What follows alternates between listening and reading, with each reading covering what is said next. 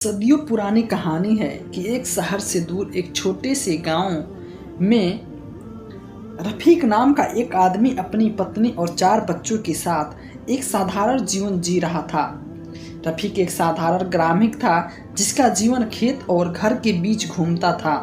जमीन जायदाद ही उसकी आय एकमात्र स्रोत थी और उसकी मेहनत के बल पर वह अपनी पत्नी हाजरा और 4 बच्चों का भरण पोषण करता था। अगर आपका दिल नरम है तो यह कहानी आपको जरूर रुलाएगी। यह उन लोगों के लिए एक मौन संदेश है जो बेटे और बेटी में फर्क करते हैं। यह फर्क जिंदगी का सबसे दर्दनाक सबक सिखाता है, लेकिन फिर पछताने से समय वापस नहीं आता। इसलिए इस कहानी में परिवार के हर सदस्य के लिए एक बड़ी सीख है। ऐसी गलतियों को सुधारें जो भविष्य में आपकी ज़िंदगी को लंबा बना सकती है।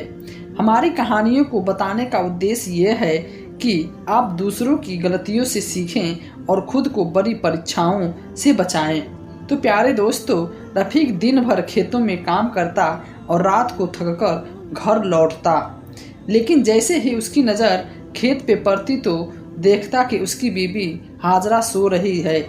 इमरान की मुस्कान देखकर सारी टेंशन गायब हो जाती। हाजरा भी अपनी बेटियों से ज़्यादा अपने बेटे को प्यार करती थी और अपना पूरा ध्यान इमरान पे देती थी, जबकि बेटियां दिन भर घर के कामों में व्यस्त रहती, लेकिन अपने माता पिता की एक प्यार भरी नज़र के लिए तरसती रहती। दिन महीने में बदल गए, महीने सालों में बदल गए। जल्द ही नतीजा यह हुआ, बेटा 23 साल का हो गया। अब वो समय आ चुका था जिसका रफीक और हाजरा को सालों से इंतजार था। अब उनके बेटे के घर बसाने का समय आ गया था। दोनों खुश थे और दिल ही दिल में दुआ कर रहे थे कि उनके बेटे की ज़िंदगी खुशियों से भर जाए।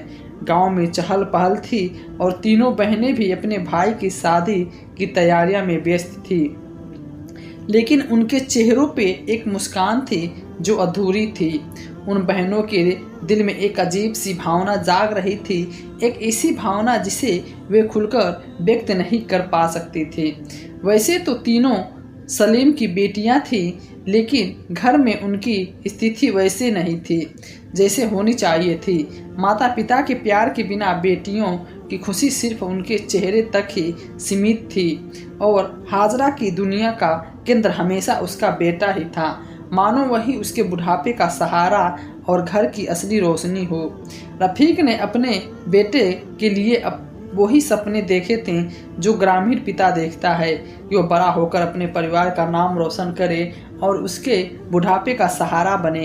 हाजरा भी अपने इकलौते बेटे से बहुत प्यार करती थी और उसका पसंद और ज़रूरतों की सबसे ज़्यादा ख्याल रखती थी, लेकिन इस सब तवज्जो के बीच बेटियां पीछे छूट गई।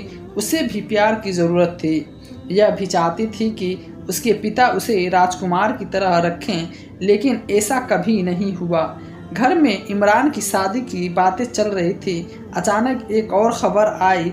अस्सलाम वालेकुम प्यारे दोस्तों, आपका तहे दिल से शुक्रिया कि आपने हमारे वीडियो पसंद आए, लेकिन बहुत से दोस्त बिना सब्सक्राइब किए चल जाते हैं। हमारी कहानियाँ सरल है, लेकिन यहाँ से आपको सुधार के बारे में बहुत कुछ सीखने को मिलेगा। तो हमारे चैनल पुराने किस्से में सब्सक्राइब करें और घंटी को दबाएं ताकि एक नई कहानी आप तक पहुँचे। आप तहे दिल से शुक्रिया जो सभी भाइयों बहनों को शहर से किया जाता है। वाकई किसी के कारण व्यक्ति उसकी भावनाओं को कोई मूल्य नहीं है, बस एक जिम्मेदारी थी जिसके माता पिता जल्द से जल्द ख़त्म करना चाहते थे। मरियम की एक दिल एक अनाथ दर्द था और आंखों में से एक सवाल जिसका कोई जवाब नहीं था। उसके माता पिता के फैसले को ऐसे स्वीकार किया जैसे वह एक अनाथ हो जिसकी पसंद नापसंद का कोई मूल्य नहीं हो, और इस तरह अपने भाई की शादी में पहले मरियम एक छोटे से घर में भेज दिया गया जहां शायद हालात और कड़वे आंसू उसका इंतजार कर रहे थे। लेकिन वह सोचने की मजबूर ज़रूरत थी कि वह क्या चाहती है, उसके दिल में क्या चल रहा है। मरियम की शादी के बाद अल्लाह उनका रक्षक था और उसका पति भी एक बहुत अच्छा इंसान निकला। वह मरियम से बहुत प्यार करता था और उसकी हर ज़रूरत का ख्याल रखता था। समय का पहिया घूमता रहा। कुछ सालों बाद रफ़ीक और हाजरा के बेटे की भी शादी हो गई। घर खुशियों से गूंज उठा, हर तरफ हंसी खुशी थी। रफ़ीक और उस हाजरा थे उनका इकलौता बेटा उनके परिवार का हिस्सा बन गया है और उन्हें बुढ़ापे का सहारा मिल गया है। बहनों की आंखों में खुशी थी, आंसू थे। वो अपने भाई की नई जिंदगी के लिए उत्सुक थे। उन्हें यकीन था कि अब उनके माता पिता को भी शांति मिलेगी, लेकिन किस्मत को कुछ और ही मंजूर था। भाई की शादी के बाद मरियम अपने परिवार के साथ खुशी खुशी अपने घर चली गई। समय बीतता गया और फिर रफ़ीक की बाकी 2 बेटियां की भी शादी हो गई। वह अपने अपने घर का हिस्सा बन गई और वह इसी तरह सलीम और हाजरा के लिए ज़िंदगी का एक नया दौर शुरू हुआ। अब उनकी सारी उम्मीदें और सहारा सिर्फ उनके बेटे और बहू पे था। उन्हें लगता था कि अब बुढ़ापे में उनका बेटा उनका साथ देगा और उनकी देखभाल करेगा, क्योंकि उन्होंने अपने बेटे इमरान का नाम नाज और नियाज रखा था। इमरान ने उन्हें इमरान पाला और उन्हें बेहद प्यार किया था। अब माता पिता भी अपने बेटे से उसी प्यार की उम्मीद कर रहे थे, लेकिन किस्मत को कुछ और ही मंजूर था। समय के साथ बेटे का व्यवहार और भी कठोर होता गया और पहले के स्नेह के पल एक याद बनकर रह गए। कुछ समय बाद इमरान का अपने माता पिता के प्रति लहजा सख्त हो गया और फिर एक समय ऐसा आया जब वह उनसे इस तरह बदतमीजी से पेश आने लगे जैसा कि वह उसके लिए कुछ भी की नहीं है। हाजरा के लिए यह सब किसी बुरे सपने से कम नहीं था और रफ़ीक चुपचाप सब कुछ सहने को मजबूर था। दिल पे पत्थर रखकर वह अपने बेटे के बदलते व्यवहार को बर्दाश्त कर रहा था, लेकिन अंदर ही अंदर टूटता जा रहा था। समय के साथ सलीम मजीद कमज़ोर होने लगा और बुढ़ापे ने उसे जकड़ लिया। अब वो चाहता था कि उसका बेटा जायदाद संभाले और खेतों में काम करे ताकि वह कुछ आराम कर सके, लेकिन उसका आराम पसंद बेटा मेहनत मजदूरी का आदी नहीं था। जब रफ़ीक ने उस पर दबाव डाला तो वह आग बबूला हो गया और अपने पिता की गाली देने लगा। पिता की जिद एक दिन हद पार कर दी गई जब इमरान ने अपने आपा खो दिया और अपने पिता पे हाथ उठा दिया। इसके बाद वह अपनी पत्नी के साथ घर से ऐसे निकल गया जैसे कि यह सब उसके लिए कोई मायने ही नहीं रखता। अब रफ़ीक और हाजरा अकेले रह गए। बेटियों की शादी हो चुकी थी और बेटा भी उन्हें अकेला छोड़कर चला गया था। घर का अकेलापन दिल पे बोझ बन गया था। कभी कभी खाना नहीं बनता था। हाजरा बुढ़ापे के कारण कोई काम नहीं कर पाती थी और रफ़ीक ने भी अपना इरादा बदल लिया था। जिस बेटे को वह अपना सहारा मानते थे और अपना सब कुछ देते थे, आज वही उन्हें बेसहारा छोड़ गया था। जिस घर में कभी खुशियाँ बसती थी, वहाँ अब माँ बाप अपनी ज़िंदगी से तंग आकर मौत की दुआ मांग रहे थे। उन्हें बुढ़ापे में नाती नातिन चाहिए थी और नाती नातिन की हंसी ठहाके के खुशियाँ की आवाज़ें सुनती थी, लेकिन अब वे अपने बच्चों के प्यार से वंचित थे। अकेलापन और लाचारी उनकी नियति बन गई थी, लेकिन फिर अपनी लापरवाही और फिजूल खर्ची के कारण राहत की सांस नहीं ली। वह कंगाल हो गया था। जब कोई रास्ता नहीं बचा तो अपने माँ बाप की संपत्ति बेचना शुरू कर दिया। रफ़ीक और हाजरा यह सब बेबस होकर देखते रहे, लेकिन उनके पास आंसू बहाने के अलावा कोई और चारा नहीं था। वे कुछ नहीं बोल सकते थे क्योंकि अब उनकी आवाज़ का कोई महत्व नहीं था। समय का क्रूर चक्र घूमता रहा। वह दिन पे आ गया जब रफ़ीक के पास सिर्फ एक छोटा सा घर और एक आखिरी खेत रह गया जिस पर उसने अपने लिए कुछ गेहूं बोया था। वही रफ़ीक जिसके खेत अनगिनत थे, जिसके अधीन सैकड़ों मजदूर काम करते थे, जो ऐशो आराम और वैभव की ज़िंदगी जीता था, आज एक सोने के सिक्के के लिए तरस रहा था। वही बेटा जिसे उसने अपनी दौलत और प्यार के पलकों पे बिठाया था, आज वही उसे सड़क पर ले आया।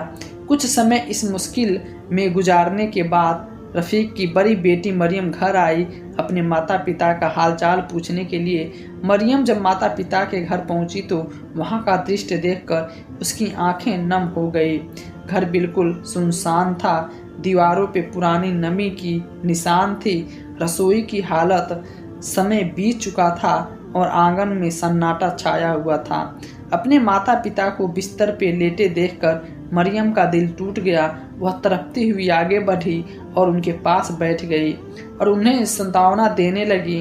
उसकी आंखों में आंसू भर आए थे, लेकिन वह खुद को मजबूत रखने की कोशिश कर रही थी। फिर उसने अपने पति की ओर देखा और अपने आंसुओं को नियंत्रित करते हुए एक दृढ़ स्वर से कहा, मैं अपने माता पिता को इस हालत में नहीं देख सकती, मैं यहीं रहूंगी। उसका पति, जो एक दयालु और समझदार आदमी था, मुस्कुराया और धीरे से कहा, अगर तुम अपने माता पिता के साथ रहना चाहती हो तो मैं भी तुम्हारे साथ हूँ और हम इस तरह अकेला नहीं छोड़ सकते। यह सुनकर मरियम की आंखें में क्रोध के आंसू बह निकले। उसने अपने पति का हाथ थाम लिया और अपने माता पिता की ओर देखा, जो अपनी बेटी की आश्चर्य और विश्रम को देख रहे थे। यही आश्चर्य था, उसके पिता का जीवन फिर से बेहतर होने लगा। घर में खुशियां लौट आई क्योंकि मरियम के 2 मासूम बच्चे अपने दादा दादी के साथ खेल रहे थे, हंस रहे थे। उनकी मासूम हंसी ने अकेलेपन को ख़त्म कर दिया और रफ़ीक और हाजरा के दिलों पे शांति ला दी, मानो कि वर्षों के दुख के बाद लौट आए हों। मरियम और उनके पति ने अपने माता पिता की हर तरह से देखभाल करना शुरू कर दिया। दामाद दुख, खाना, दवाइयाँ और दूसरी ज़रूरतों की चीज़ें लाता था। उनके खेतों में बाकी हिस्सों की देखभाल की। दामाद ने गेहूं काटा और खलियान भरा और खेतों के काम में गहरी दिलचस्पी लेने लगा। रफ़ीक के दिल का एक नई तसल्ली मिली कि शायद समय ने जो कुछ भी छीन लिया था वह किसी न किसी रूप में वापस आ रहा है। लेकिन एक दिन किस्मत ने फिर से परीक्षा का दरवाज़ा खटखटाया। एक दिन सलीम अपने दामाद के साथ बड़ी मुश्किल से खेत देखने गया, लेकिन बुढ़ापे और कमजोरी के कारण वह बैलों से नीचे गिर गया। उसके शरीर पे गहरे घाव हो गए और दर्द होने लगा। दामाद तुरंत आगे बढ़ा और रफ़ीक को उठाकर डॉक्टर के पास ले गया, लेकिन घाव इतने गहरे थे कि रफ़ीक मुश्किल से हिल पा रहा था। मरियम ने जब अपने पिता को यह देख पाया तो वह हिलने डुलने की भी क्षमता नहीं था। जब उसने उसे इस तरह असहाय देखा तो अनसाय ही उसकी आंखों से आंसू बहने लगे। बेटी को अपने लिए तड़पता देखकर रफ़ीक की आंखों नम हो गई। वह एक पल के लिए चुप हो गया और फिर कांपते हाथों से उसे गले लगाते हुए रुले हुए स्वर में कहा, बोला, बेटी, मैंने हमेशा तुम्हें नज़रअंदाज किया, मैंने तुम्हें कभी बेटी की तरह प्यार नहीं किया, लेकिन आज मुझे बेटे से भी ज़्यादा मेरा हक दिया है। तुमने साबित कर दिया है कि बेटियां बोझ नहीं वरदान है। मरियम ने बहुत ही दर्द भरे लहजे में कहा, नहीं अब्बा, आपको ऐसी बातें नहीं करनी चाहिए। हमारे लिए तुम स्वर्ग के द्वार के समान हो। रफ़ीक का घर, जो कभी बेटों वियोग में सुना हो गया था, अब वो एक बार फिर से खुशियों से, प्यार से गर्माहट हो गई। और मरियम का उदाहरण देखकर उसकी अन्य बहनें भी अपने माता पिता की खबर लेने आने लगी।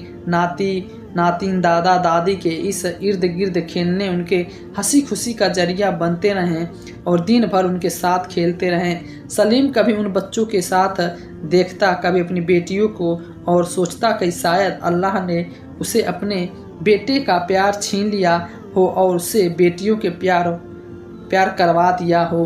वह जो हमेशा अपने बेटे के सहारे के प्रतीक्षा में रहता था, धन्य हो गया। आज उसे असहाय हुआ कि उसका असली सहारा उसकी बेटियां हैं, जिन्हें वह कभी कमज़ोर समझता था।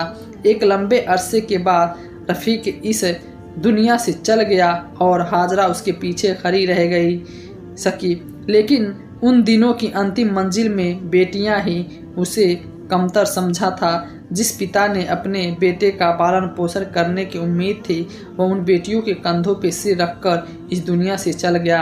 प्यारे दोस्तों, इस कहानी में हमारे लिए कई अनमोल अजूबे हैं, जिसका असल मकसद ये है कि माता पिता होने के कारण अपने बच्चों से कभी भेदभाव न करें, क्योंकि माता पिता एक ही छोटी सी नाइंसाफ़ी भी बच्चों के दिलों पे बहुत बड़ी चोट पहुंचा सकती है। बेटा हो या बेटी, अल्लाह ने दोनों को बराबर का हक दिया है और दोनों के अपनी अपनी अहमियत है। दूसरी अहम यह है कि अगर समय रहते साथ प्यार का बदलाव हो तो वह बाकी रह जाता है। और पिता का सहयोग हमेशा नहीं मिलता। सफलता पाने के लिए खुद मेहनत करना ज़रूरी है। बेटियों को भी याद रखना चाहिए कि पिता या पति की बेरुखी और क्रूरता को सहन करके अल्लाह उन्हें इतना ऊंचा दर्जा देता है जो लोगों को कड़ी मेहनत के बाद भी नहीं मिलता। अफसोस की बात यह है कि जो लोग बेटों को छोड़ देते हैं और बेटियों को नज़रअंदाज करते हैं, हालांकि यह बहुत बड़ा पाप है।